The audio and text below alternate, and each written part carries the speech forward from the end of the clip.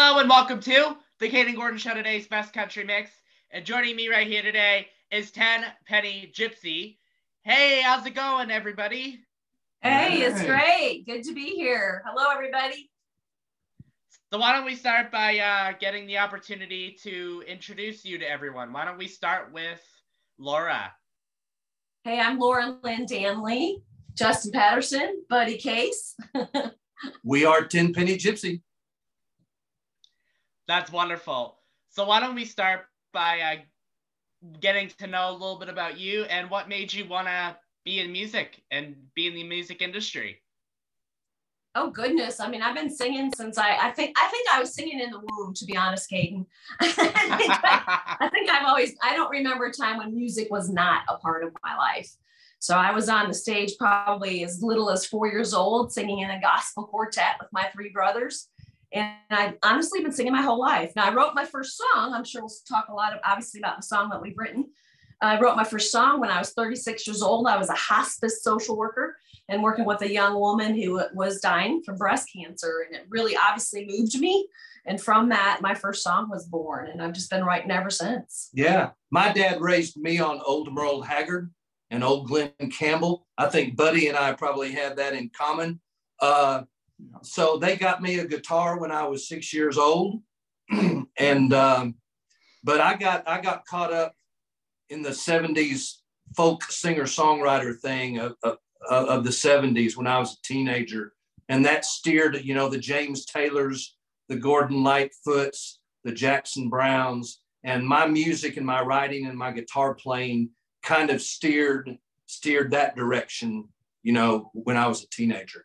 How about you, Buddy? Similar story. I came from a family of 8, and my mom and dad both sang, and we had several of our grandparents on each side of the family that also sang a little bit. And like Justin, I grew up on a lot of the old country, but I also grew up on, I came from a really eclectic background. When I was just a young boy, I used to sit in front of my uncle's stereo and listen to this album called The Astounding 12-String Guitar of Glenn Campbell. And I used to sit and try to pick out those leads that he was doing. And now you can do them. Some of them I can do, but yeah. Glenn Campbell was probably my biggest influence, but I was influenced by quite a few different players: Chet Atkins, Merle Travis, Eric Clapton, list goes on, but it's an eclectic mix. And I was even probably influenced by Henry Mancini's music, Ferrani and Teicher, those two piano guys that played head-to-head pianos. They had some really good music. And so it's just a mixture of a lot of things. Yeah, I never wanted to get stuck in any one genre. I wanted to be able to play it all and play it well. Which you did, you do. Absolutely. Thank you. If you all had the opportunity to duet or collaborate with any singer, whether they're with us today or not, who would you choose and why? Oh, wow. I don't know if I could even just choose one, because of course Joni Mitchell comes to mind. But my very first person that inspired me when I was young, I remember my parents took me to a county fair and Crystal Gale was playing. And to this day, it's like, but Dolly Parton too. There's just so many that just kind of come in there. It's like, can I work with them all? I always wanted to play on stage with Emmylou Harris. Yeah. My goal was to play Austin City Limits with Emmylou Harris. That'd be awesome. I want her to cut Come Dry These Tears. Oh, she's the one. Emmylou Harris, I would love to sing my Come Dry These Tears. She makes me cry. Yeah. Mine, hands down, is James Taylor.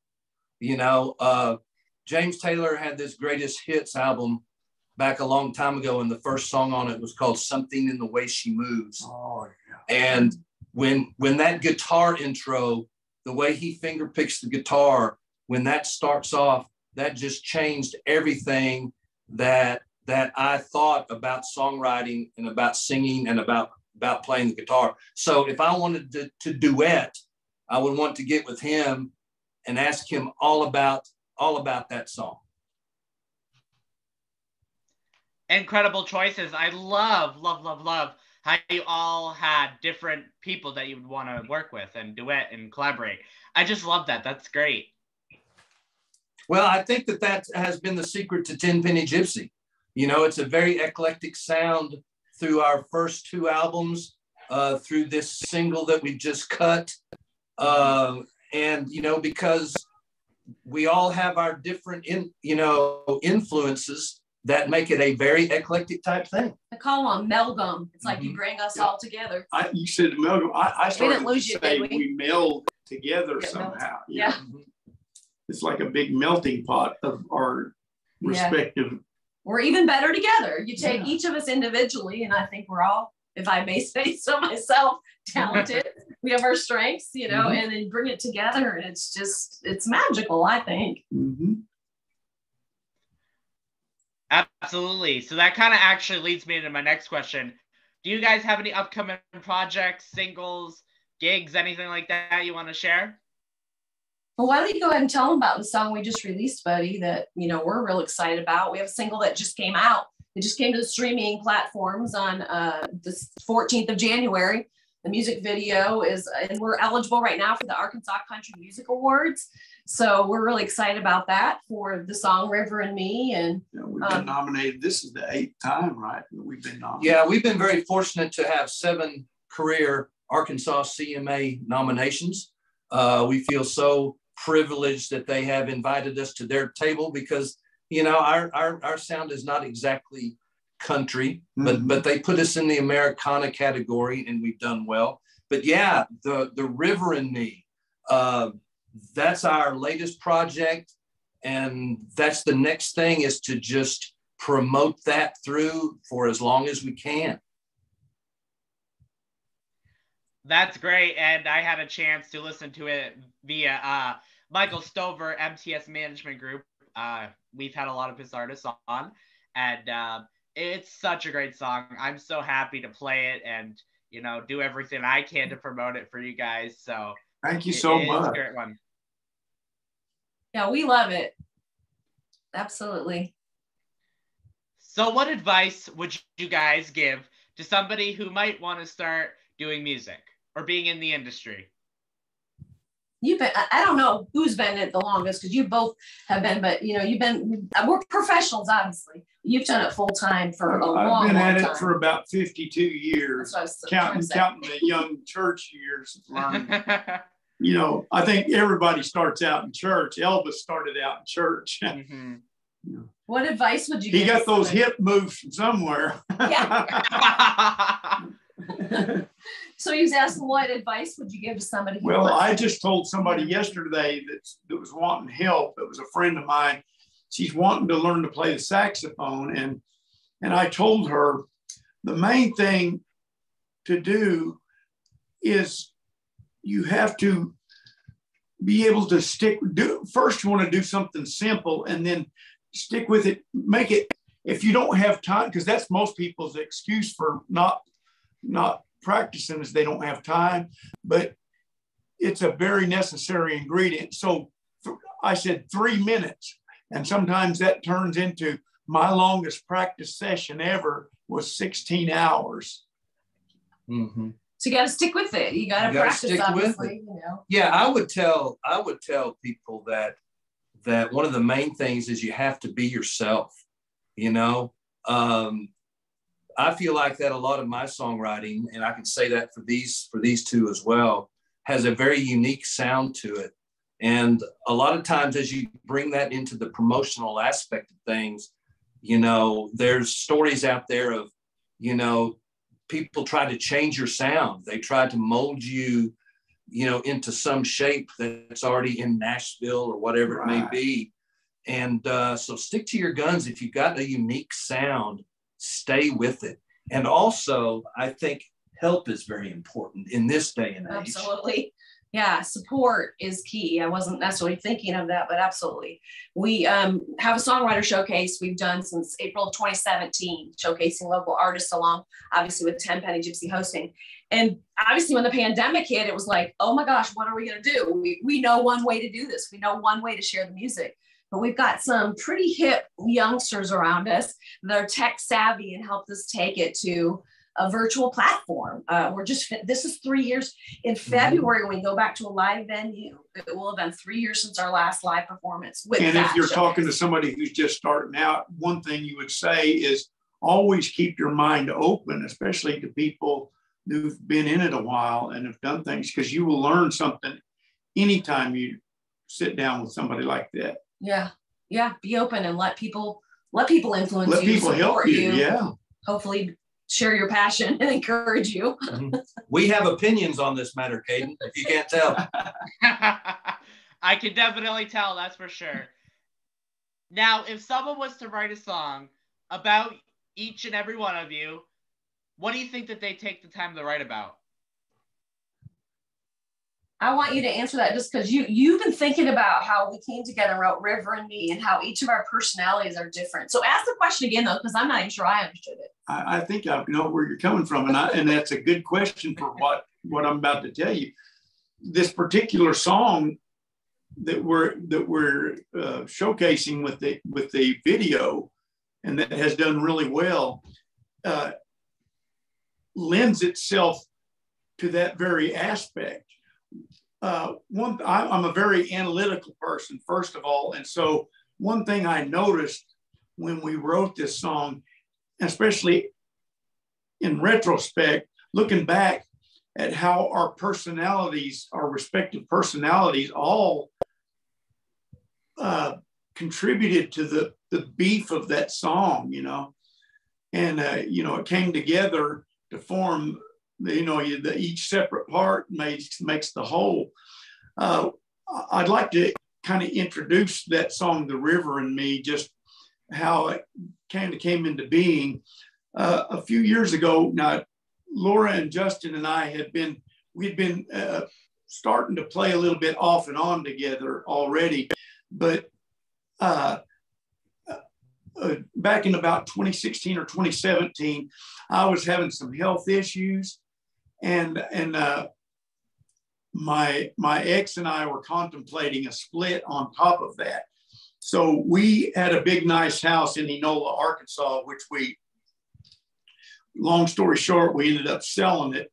And she bought a property in another town, and I bought a property out in Damascus, Arkansas, on the Caddo River. The song we wrote is called The River and Me, but I was sitting there one day, I was a little bit worried about my condition. I had some serious health issues going on. I was worried. I'm like, my ex-wife had always been real supportive of me playing music and everything. And so I'm thinking, what's going to happen to me now? So I'm sitting here on the Caddo River in Damascus, and I get out my guitar one day. This is kind of how songs happen too. You write from an emotional point of view a lot of times. So I get out a notebook and a pen, and I start singing. I'm sitting here on the riverbank, not trying to worry, not trying to think about the way things are or the way they'll be. Ain't nothing going on but the river and me. Maybe someday my name will be in lights, but for now I'll just settle by the river tonight. And then I decided I wanted some help with the song, and I knew Laura lived on the Arkansas River. And I thought it might be a cool perspective to get part of her vision of living on the river. And then Justin found out we were going to be writing this song, and he asked if he could join us. And we were both, like the more the merrier on this, especially with us three, because we have such good kinetic energy together.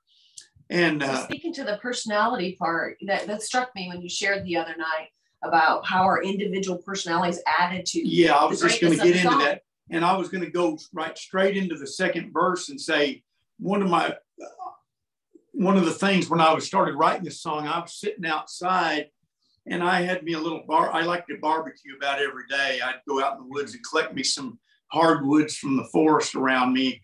And I'd put it, I had this old, I had bought this, it was made out of an iron tire rim, a rim for a tire. It was a fire pit, and I had me a fire going in it. And so I said, I got a good fire going. and it was already actually starting to sprinkle, and there and thunder and lightning was starting to happen. I said, I got a good fire going. Drizzle won't last long. Just a little bit of thunder gonna add to my song. And then if you'll notice, that's where Laura comes in with a piece of her personality. It's when I said just a little bit of thunder going to add to my song, she says, it's a song of life, lazy I'll just be. And if anybody knows Laura, they know that she's a very spiritual person, as well as I would say spiritual in not only the spiritual, but the metaphysical sense, not just the physical being, but metaphysical being. So she has a personalized license plate that actually says, her license plate actually says "Just Be." Yeah, and it's really pretty deep. It's deep. It's a deep. Yes. And Laura, she breaks that plane quite often between the spiritual and the metaphysical world. I don't know that I don't want to sound real, get weird or anything. I mean, but I know what I'm talking about, and she knows what I'm talking about. But she's a very spiritual person. So when she says it's a song of life, lazy, I'll just be. She like that. Just be's coming. That wasn't wasted on me, or I don't think Justin either. We kind of know where she's coming from on that. And then I want to skip ahead a little bit here to part of our songs, the lines that we write respectively are what make up the whole. And it's so neat when you go back and analyze how move on to Justin. We're going to how profoundly it matches our personalities. Like Justin says in this one spot, paddle wheel thumping, rocking me just right. That gets said twice, so I got lucky. Yeah, and Justin has this. Justin is one of my favorite songwriters ever in any genre of music. But Justin has these cool cadences and riffs that he does. If there's anybody in our band that is the rocker, it would be Justin. You're a rocker. Yeah, and so when Justin said paddle wheel thumping, rocking me just right, it was perfect for Justin. He's written a song called "The Road to Memphis," which it talks about some of the Delta blues people and Elvis and Johnny Cash. And one of these days we're going to do a video on that one too, hopefully. But it's such a cool song, and the cadences of it, they lend themselves to kind of that. He's got that rocker blues vibe going, and it lends itself, for like my lead guitars. My lead guitar riffs. It's perfectly conducive to that songs like that he does. So that at first I was kind of a little bit worried when he said paddle wheel thumping, rocking me just right, because the Arkansas River is big enough for a paddle wheel boat, but the Caddo River that I lived on is just a little small river. So I kind of had to think about it a little bit. Then it dawned on me. That that's Justin. The paddle wheels. And the Arkansas River, which Laura lived on, is big enough for at least one paddle boat because I've ridden on it. So, Kayden, I don't know if we even answered the question that you asked us. I think so. I'm going to hand it back to you. Yeah, I think the answer is that our song that you are promoting, and thank you very much, yes, is a perfect example of if a song was written about the three of us, what would it be? It would be this song right here. Oh, there you go. That's why I was asking you to talk. Yeah, exactly. It was kind of the question. It was more of if somebody was to write a song about you, what would they write about? It wasn't really about the song, just in general. But that works too. It's all good. Yeah. You got the answer really good. Yeah. So if people want to learn more about you, where can they go to find you guys? So of course we're on all the streaming platforms. You can find us on Instagram and Twitter. We have individual Facebook accounts, of course, and 10 Penny Gypsy. You can go to www.10pennygypsy.com to follow our schedule. And absolutely. We're very proud of our website. We get a lot of compliments on it. It's very easy to navigate through there, and there's a lot of information there. So yeah, tenpennygypsy.com. Awesome. And is there anything that I forgot to mention that you three would like to mention today? Well, I think that one thing that we need to mention is that the nomination process for the Arkansas Country Music Awards is going on right now. We are so very grateful to them. We mentioned that we are 7-time nominees. Buddy Case actually in 2021 was named Guitar Player of the Year for the Arkansas Country Music Awards. And it was such a big deal for him. It was such a big deal for us. And so we just encourage people to go to arkansasmusic.org through, through January 21st. Nominate all your favorite Arkansas artists because it's meant a lot to us. And the video itself is eligible, the songwriters, Americana artists. And again, I mentioned a little bit earlier, we have a songwriter showcase that we've featured, artists since 2017. And that's actually tonight. You can go to we've partnered with Yaddaloo Music and Arts Festival. That's some of those youngsters I told you about that are tech savvy and have helped us go to a virtual venue. And that starts at 7 p.m. tonight. So, and then next month we'll take it to a live venue again at River Bottom Winery in Roland, Arkansas. So yeah, I don't know where you live, Kayden, but you're invited to come. If I was close, I would, but I'm all the way in Massachusetts, so that's kind of a hike. Wow. Wow. Yeah. Well, Buddy, Laura, and Justin, thank you so much for taking the time to come on the Kayden Gordon Show, today's best country man. Hey, thank you, Kayden. We appreciate you. Thank you. I appreciate it. We all appreciate it. Thanks so much. Thank you.